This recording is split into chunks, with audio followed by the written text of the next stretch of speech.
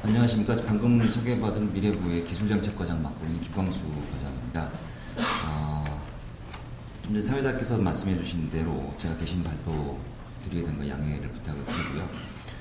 오늘은 미래 이동통신산업 발전 전략, 정부에서 금년 1월 달에 미래 5G를 이야기를 합니다. 미래 이동통신산업 발전 전략을 수립을 해서 발표를 했고요. 그 내용을 중심으로 오늘은 소개를 좀 드리고, 그리고 이론 이후에 진행되고 있는 사항을 같이 좀 덧붙여서 이렇게 말씀을 좀 드리도록 하겠습니다. 먼저 오늘 디지털타임스에 정말 감사드리고 싶습니다. 왜냐하면 이제는 이제 이동통신이라는 게 이제 국민 모두가 사용을 하고 있고, 국민 생활에 굉장히 큰 영향을 미치고 있고, 그다음에 우리 산업에도 굉장히 큰 비중을 차지를 하고 있습니다. ICT 산업에서 이동통신 산업이 차지하는 비중이 약 17% 정도 되기 때문에 우리 경제에 미치는 영향도 굉장히 큽니다.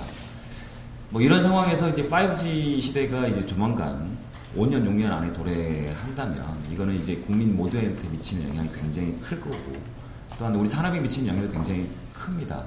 따라서 지금 현재 이제 정부와 기업도 굉장히 많은 준비를 하고 있지만, 이제 많은 국민들이 이에 대한 이해와 성원이 필요한 그런 시점이라고 생각을 합니다. 그래서 오늘 이런 행사를 통해서 좀 더 많은 기업과 국민들이 5G의 어떤 필요성과 중요성에 대해서 많이 공감을 해주실 수 있을 거라고 생각을 하고요.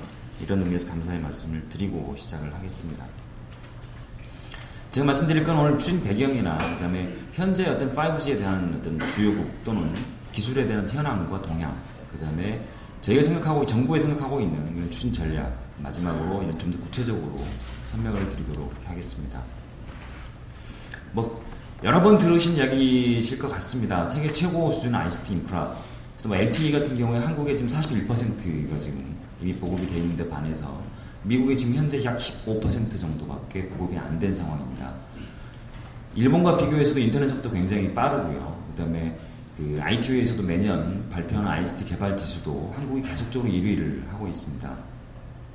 또한 뭐 세계 최고 수준의 제품이라고 하는 뭐 이 이동 단말, 그다음에 메모리 디스플레이 이런 것들이 계속 경쟁력을 확보하고 있고, 서비스 측면에서 2006년에 와이브로, 물론 지금 현재는 실패를 했다라고 많이 이야기를 합니다만, 그러한 기술이 바탕이 돼서 LTE 시대, 그다음에 5G 시대의 어떤 기반 기술이 되고 있는 것 같습니다.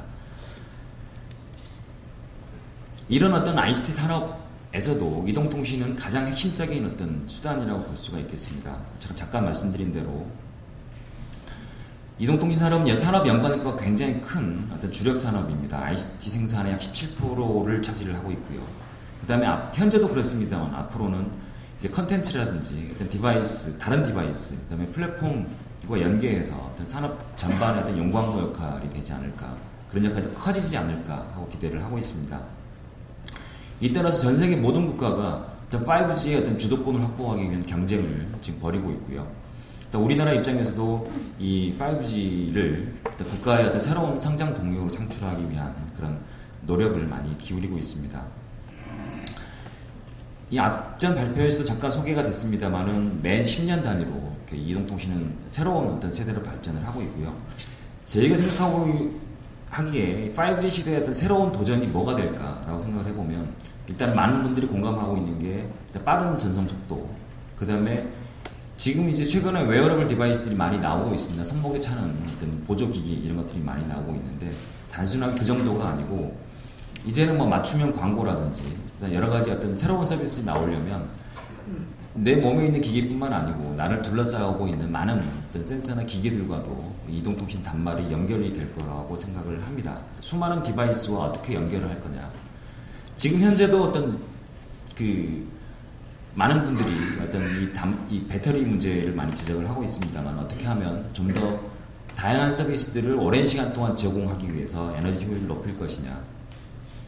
그 다음에 단순한 예를 들어도 지금 현재 KTX 속도가 약 300km 정도 됩니다. 근데 이 5G가 어떤 상용화되는 2020년 이후에 대략 500km 정도까지, 시속 500km까지 빨라질 거고요. 뭐 그런 상황에서 어떻게 하면 그 핸드오버라든지 어떤 서비스를 원활하게 제공을 하고, 그 다음에 지연 속도를 늦출 것이냐, 뭐 이런 부분들이 가장 큰 어떤 도전이 될 것이라고 생각을 합니다. 최근에 어떤 이동통신과 관련된 변화의 동향을 좀 살펴보면, 자, 첫 번째 트래픽이 굉장히 폭증하고 있습니다. 국내 트래픽이 최근 1년에 2012년 대비 2013년도에 약 74% 정도 늘었고, 이 속도가 점 더 빨라지고 있습니다. 제가 예상하기로는 2020년이 되면 현재 대비 약 20배 정도 늘어날 것으로 생각이 되고요. 이통사들이 일단 주파수 확보를 위해서 굉장히 사활을 걸고 있는 것도 이런 트래픽 급증에 따른 어떤 그 현상이라고 생각이 됩니다. 제가 말씀드린 대로 이 스마트폰에 연결이 되는 어떤 그 디바이스들의 수가 굉장히 급격하게 늘어나고 있습니다. 더 많이 늘어날 것으로 예상이 되고요. 또 산업적인 측면에서 보면 경쟁이 심해지다 보니까 굉장히 큰 변화들이 일어나고 있습니다. 누구나 어떤 그 인정했던 절대 강자라고 하는 노키아가 이 작년에 어떤 MS에 인수가 되면서 최근에 읽은 보고서를 보면 핀란드 경제에 미친 영향이 굉장히 큰 어떤 타격이라고 들은 적이 있습니다. 최고점에 있었을 때 그 핀란드 주식시장에서 이 노키아가 차지하는 비중이 약 34% 정도였다고 하고요. 우리 주식시장에서 그 정도 비중을 차지하는 기업이 만약에 몰락을 하고 다른 해외 기업에 매각이 된다면 우리 경제에 미친 영향도 굉장히 큰 타격이 될 것이라고 생각을 합니다. 또 최근에 어떤 중국의 장비 장비 기업들의 전세계 시장 점유율이 2013년에서 27%로 그 전에 비해서 약 2배 정도 늘어났는데, 금년에는 약 대략 30% 수준을 넘어설 것으로 40%에 근접할 것으로 예상을 하고 있습니다. 다행스러운지 모르겠습니다만 지금 현재 단말에서 세계 1위, 장비 시장의 세계 6위 이 정도 어떤 점유율을 갖고 있습니다만은 앞에 제가 말씀드린 예를 봤을 때 절대 안심할 수 있는 수준이 아닐 뿐더러 최근에 어떤 삼성의 어떤 어닝쇼 때문에 ICT 전반에도 위기론까지 대우도 됐던 적이 있었습니다. 그만큼 경쟁이 치열한 만큼 미리 준비와 대비를 하지 않는다면 우리 경제도 언제 다시 이런 충격을 맞을 수도 있다라는 그런 우려가 있습니다. 시장 측면들을 좀 살펴보면 우리나라는 이미 그 LTE로 거의 대부분 전환이 되고 있습니다만 전 세계 대부분의 이동통신 사업자들이 아직까지는 4세대 그 LTE 시대로 전환하는 그런 어떤 초기 또는 중기 단계에 있습니다. 그 시장 규모로 보면 95년도에 대략 2세대 이동통신 시절에 전 세계 그 이동통신 단말과 장비 전체 서비스를 포함한 시장 규모가 약 773억 불 정도였는데 내년 같은 경우에 약 1조 5,500억 불 정도, 대략 한 20배 정도 성장을 할 것으로 이렇게 전망이 됩니다. 그러니까 20년 만에 약 20배 성장하는 산업이 바로 이동통신 산업이고요. 이러한 추세는 5G 시대에도 계속 이어질 것으로 생각이 됩니다. 5G가 이제 보편화될 어떤 2026년이 되면 전 세계 이동통신 시장 규모가 약 2조 3천억 불 정도로 성장할 것으로 예상이 되고요. 2020년에 어떤 상용 서비스가 시작이 된다면 2026년 정도에는 전 세계 이동통신 시장의 약 50%를 5G가 점유할 것으로 생각이 되고요. 국내 시장 같은 경우에는 좀 더 빨리 시작한다는 가정하에서 2026년이 되면 약 60% 정도가 5G 관련 서비스나 단말이 이 시장을 점유할 것으로 생각을 하고 있습니다. 따라서 어떤 그 다음으로는 어떤 기술 개발이라든지 표준화 동향 좀 잠깐 먼저 짚어보고 가면 우리나라는 현재 이제 5G 서비스를 2020년에 상용화한다는 목표를 가지고 있습니다. 여기에 맞춰가지고 어떤 비전이나 로드맵을 마련을 하고 있고, 또한 최근에는 한국과 중국, 그다음에 EU 등에서 그 5G 관련 어떤 연구를 본격화하고 있습니다. 유럽, 중국, 일본마다 다 어떤 그 R&D와 표준화를 추진할 수 있는 자치 기구들을 구성을 하고 기술 개발과 표준화를 대비를 하고 있고요. 우리나라에서도 이미 5G에 대한 R&D는 지금 시작하는 게 아니고 최근 약 5년 전부터 이미 시작을 했었습니다. 그래서 그 액티비아드 국책연구소, 그다음에 카이스트 같은 대학, 그다음에 이 서비스 사업자들 같이 협력해서 지금 R&D를 추진을 하고 있고, 삼성과 같은 어떤 그 기업에서도 독자적인 연구를 본격화하고 있습니다. 최근에 발표했던 것처럼 28GHz 대역을 이용한 5G 서비스를 시범적으로 삼성에서 본 적이 있었고요. 이러한 어떤 국책연구소와 대학, 그다음 기업들이 같이 협력해서 어떤 이 국제적인 표준화 논의에 대응을 하기 위해서 최근에 작년입니다. 작년 5월달에 5G 포럼이라는 거를 만들었고요.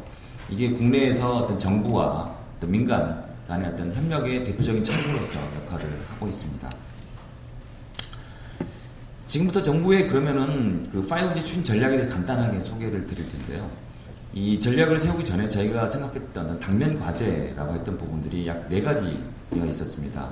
첫 번째로는 그나마 ICT 분야에서 가장 기술적으로 앞서고 있는 이동통신 분야에서 이제는 어떤 그 핵심 원천 기술 확보를 통해서 우리가 어떻게 하면 퍼스트 무버로 발전할 수 있겠는지 이런 부분에 대한 고민. 그다음 두 번째로는 5G 시대가 온다라고 했을 때 단순하게 네트워크만 발전한다는 건 의미가 없을 것 같고요. 이 네트워크를 이용해가지고 어떤 서비스들이 이제 발전을 할 것인지, 또 어떤 서비스들 선점을 해서 우리가 어떤 경쟁력을 가질 것인지 이런 부분에 대한 고민. 그리고 세 번째로는 물론 이걸 준비하는 단계에서 산학연이 협력을 하겠습니다만은 단순하게 대기업의 시장이 되지 않고 우리나라의 대기업과 중소기업이 같이 상생 발전하는 그런 생태계를 어떻게 조성할 것이냐. 그다음에 마지막으로 5G 죄송합니다.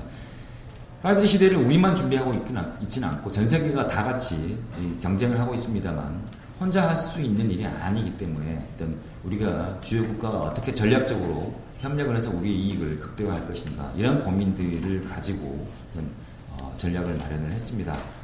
그래서 금년 1월 달에 이동통신 산업 발전 전략을 수립을 하면서 우리가 생각하는 어떤 5G 시대의 어떤 비전을 세상에서 가장 앞선 5G 모바일 강국이라는 이런 거창한 이름을 달았습니다.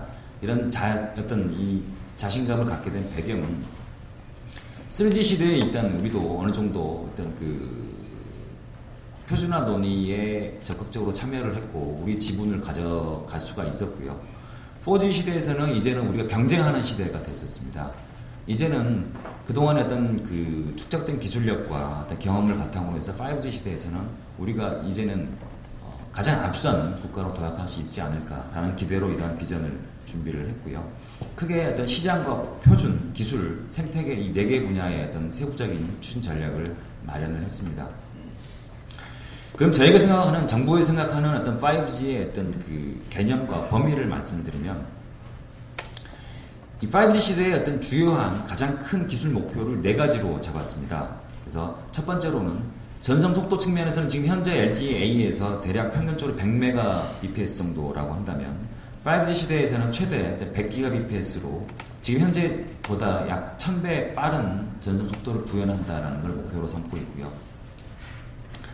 지금 단말에 대략 한 개 또는 2개의 어떤 디바이스가 연결되어 있습니다만은 약간 그 IoT 시대가 된다면 그 수많은 단말과 센서들이 연결이 돼서 지금보다 약 1000배 많은 어떤 디바이스를 수용할 수 있는 기술들, 그리고 에너지 효율을 지금보다는 대략 1000배 정도 높일 수 있는 기술, 그리고 서비스 지연 시간을 최대 지금 현재 약 2초 정도에서 이거를 1000배 그러니까 축소된 대략 1 또는 2 밀리세컨드 정도로 줄일 수 있는 이런 기술적인 목표들을 이 5G의 개념으로 잡고 있고요. 이에 따라 서비스 측면에서는 이제는 내가 서비스를 선택하는 게 아니고 내가 서비스 이용하는 게 아니고 나를 이해해주는 서비스, 그 다음에 언제나 내가 네트워크에 가서 이용하는 게 아닌 나를 따라다니는 네트워크라는 이런 개념들을 가지고 이 그 5G의 어떤 서비스의 개념과 범위를 잡았습니다. 세부적으로 말씀을 드리면 첫 번째로 서비스 측면에서 그 크게 어떤 3가지 정도의 어떤 그 전략을 가지고 있습니다. 제가 생각하기로는 2020년에 상용화가 되고 2018년도에 평창 동계올림픽에서 이 시연을 한다고 했습니다만은 그 전에라도 과연 5G 시대가 되면은 어떠한 서비스들이 가능해질 것인가, 뭐 이런 부분들을 먼저 개발을 해서 어떤 맛보기 형태로 이용자들이 어떤 이용해 볼 수 있도록 프리 5G 어떤 서비스를 개발을 해서 시연을 할 예정입니다. 대표적으로 생각하고 있는 것은 일단 새로운 형태의 그 SNS 서비스, 즉 서버를 통해서 많은 단말이 접속하는 그런 형태가 아니고 공통 목적의 사람들이 개인 간의 직접 통신을 통해 정보를 공유를 하는 그런 새로운 형태의 SNS 서비스를 지금 현재 개발을 하고 있고요. 2017년 12월 그러니까 평창 동계올림픽을 목표로 해서는 그 모바일 입체 영상, 그러니까 다양한 시점을 그러니까 이용자들이 동영상을 이용을 할 때 시점을 달리해서 이용할 수 있는 그런 모바일 입체 영상 서비스라든지 개인 클라우드 서비스, 그 다음에 아주 고속 이동 시에 어떤 그룹 이동체 간에 어떤 통신할 수 있는 이런 새로운 서비스들을 개발을 하고, 그 다음에 상용화됐을 때 가장 보편적인 서비스로 저희가 생각하고 있는 것은 모바일 홀로그램이 되겠습니다. 그림에 있는 것처럼 실제 어떤 모바일 단말을 통해서 홀로그램 서비스를 이용할 수 있는 것을 상용 서비스의 가장 보편적이고 가장 경쟁력 있는 서비스가 될 것으로 생각을 하고 이에 대한 준비를 해 나가고 있습니다. 이 기술 개발 측면에 있어서는 이 5G 선도형 기술 개발 그리고 이를 통한 시장 창출을 통해서 어떤 제가 말씀드린 대로 2020년이 되면은 세계 1위의 어떤 모바일 글로벌 경쟁력을 확보한다는 그런 목표를 가지고 기술 개발 로드맵을 준비를 하고 있습니다.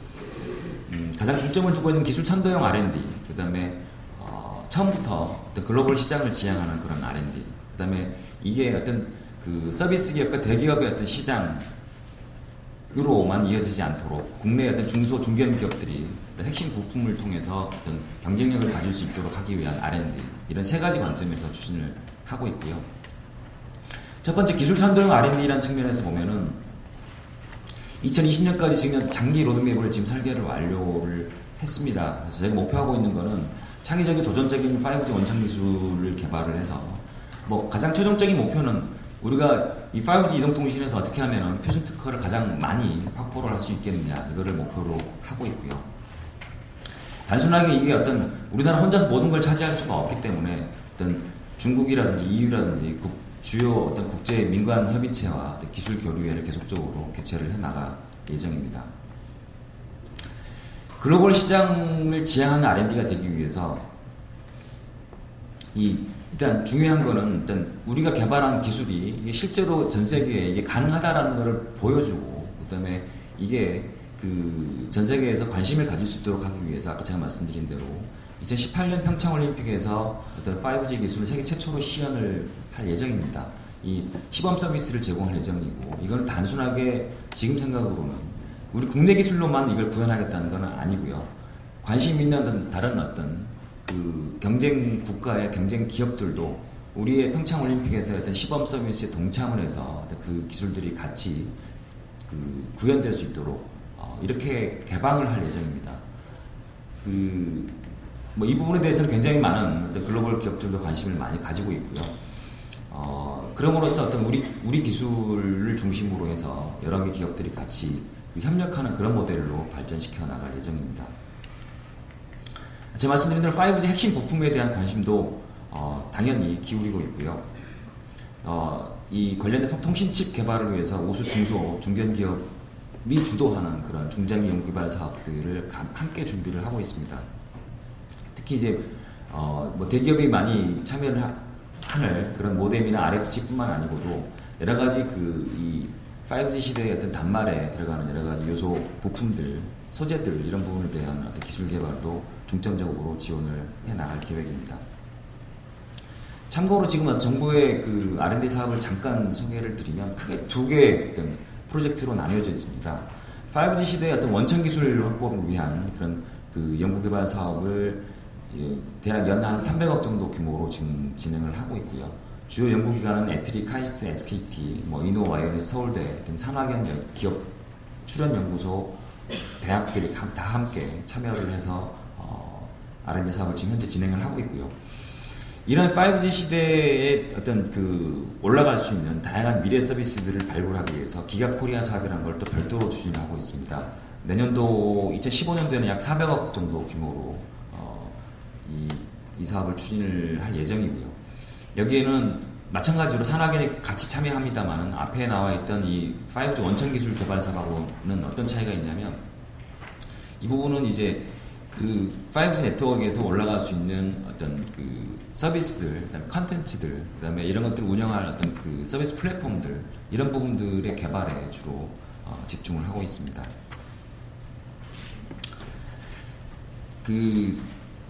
저희가 기술을 개발을 합니다만 가장 최종적인 목표는 이게 어떻게 하면 5G 시대의 어떤 표준으로 채택될 수 있겠느냐, 표준 특화를 우리가 얼마나 많이 확보를 할 수 있겠느냐, 이게 가장 큰 어떤 목표라고 할 수가 있겠고요. 이게 가능하기 위해서는 그 경쟁력 있는 주요 국가들과 가장 그 협력할 수밖에 없는 그런 상황이라고 생각을 합니다. 그래서 중국이라든지 유럽과 어떤 그 5G에 대한 비전을 서로 공유를 하고, 또한 필요하다면 뭐 특히 중국과는 공동으로 공동으로 기술 개발을 투자할 수도 있다라고 생각을 합니다. 그래서 중국과는 지금 현재 그 협상이 마무리가 돼서 내년도부터는 한중 간의 5G 기술 개발을 공동으로 추진을 하기로 했고요. 그다음 유럽과는 2016년부터 국제 공동 연구를 추진하기로 지금 합의가 되어 있는 그런 상황입니다. 5G 시대의 어떤 그 초고속의 어떤 서비스를 제공을 하기 위해서는 당연히 굉장히 넓은 대역의 어떤 주파수가 필요하고요. 그 우리나라뿐만 아니라 미국, 영국, 일본, 중국 등 주요국에서는 이 현재 이동통신으로 쓰고 있는 게 대략 500MHz 정도를 이동통신으로 쓰고 있습니다만은 2020년이 되면 이를 1GHz 폭 이상으로 이렇게 확대할 필요가 있다라고 생각을 하고 있고, 일단 준비를 하고 있습니다. 따라서 우리나라도 저번에 작년 말에 발표된 모바일 번개톡 플랜 2.0에서는 23년까지 약 1GHz를 추가로 확보를 할 계획이고요. 또 하나 우리가 5G 시대에 고민해야 될 부분 중에 하나가, 5G 시대에 굉장히 지금 1000배 빠른 서비스를 제공하기 위해서는 지금 현재 어떤 저주파수 3GHz 이하 저주파수 대역에서 이게 구현하기 쉽지 않을 것으로 생각을 하고, 또한 그만큼 넓은 주파수 대역을 추가로 확보하기도 쉽지 않다라고 생각을 하고 있습니다. 그래서 6GHz 이상 대역에서 신규 주파수를 발굴하는 것도 같이 병행을 하고 있고요. 삼성에서 시범 서비스하는 28GHz를 이용해서 시범을 보였고, 뭐 퀄컴 같은 경우는 60GHz를 이용을 해서 어떤 이 서비스를 제공할 수 있는지 여부를 지금 검토를 하고 있는 것으로 알고 있습니다. 이게 제가 말씀드린 대로 어떤 서비스 기업과 대기업의 어떤 시장만이 되지 않도록 하기 위해서 중소 중견 기업에 대한 5G 분야의 R&D에 대한 지원도 확대를 할 예정입니다. 우리가 정부에 추진하고 있는 5G R&D 사업에서 이 중소기업의 참여 비중을 작년에 약 25%였습니다만 2017년까지는 40%까지 확대를 하고요. 국책연구소나 이 사업을 통해서 그 개발된 기술을 이 중소 중견 기업에 이전을 해서 사업할 수 있도록 이 컨설팅 사업도 같이 추진을 하고 있습니다.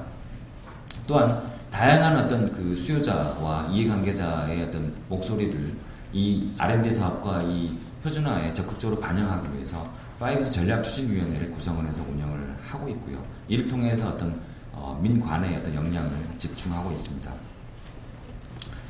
마지막으로 어떤 그 산학연 간의 5G 분야 협력을 강화하고, 또 그 다음에 어차피 국내 시장이 아닌 어떤 세계 시장을 바라보고 진출을 해야 되기 때문에 이런 부분에 대한 준비로서 이 5G 시대가 도입이 되고 한다면 단말이나 그 다음에 장비 부분을 전 세계 시장 진출하기 위해서는 당연히 지금 현재와 같은 인증과 이 품질 인증과 그 다음에 시험 서비스 이런 것들이 굉장히 기업들한테는 꼭 필요한 서비스라고 생각을 합니다. 따라서 2018년도에는 이 그 5G를 위한 단말이나 장비들을 테스트할 수 있는 그런 테스트베드를 구축을 하고요. 그 다음에 지금과 같이 TTA를 통해서 어떤 그 시험 인증 서비스와 그 다음에 이 시험 인증을 통과하기 위한 컨설팅 서비스도 준비를 하고 있습니다. 또한 5G 시대의 어떤 유망한 제품이 중소 중견 기업의 유망 제품들이 해외로 적극적으로 진출할 수 있도록 어떤 대기업의 기기와 또 그다음에 서비스와 같이 묶여서 어떤 패키지형으로 해외 진출할 수 있도록 지원하기 위한 어떤 계획도 마련을 하고 있습니다. 지금까지 간략하게 어떤 정부에 생각하고 있는 5G 시대를 준비하기 위한 전략을 소개를 드렸고요. 지금도 정부에서는 어떤 민간과의 협력을 굉장히 강화하고 있습니다만은 정부 주도의 어떤 5G 시대가 될 거라고 생각하지는 않습니다. 정부에서 하는 역할은 민간에서 5G 시대를 열어가는데 필요한 지원을 하고 그다음에 이를 도와주는 역할이라고 생각을 하고요. 여기 있는 여러분들이 어떤 그런 시대를 열어가는 과정에서 정부도 많은 도움이 되도록 노력을 하겠습니다. 예, 감사합니다.